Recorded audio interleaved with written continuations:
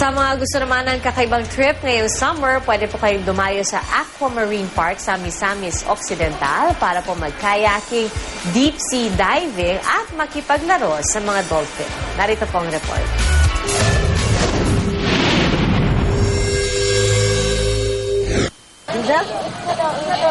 Ngayong tag-init, patok na pasyalan ang mga beach. Sa Santa Cruz, Davao del Sur, may ilang resort na maaaring puntahan. Gaya na lang ng isang ito na may infinity pool pa.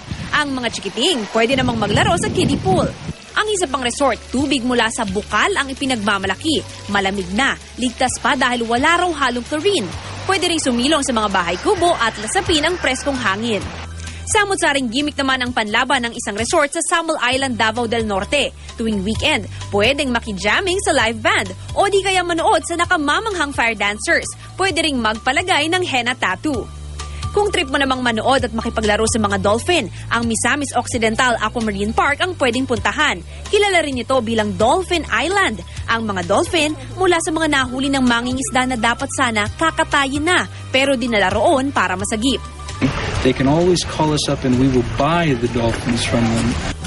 Patok din sa mga turista ang kayaking at deep sea diving. Para sa unang balita, Mav Gonzalez reporting.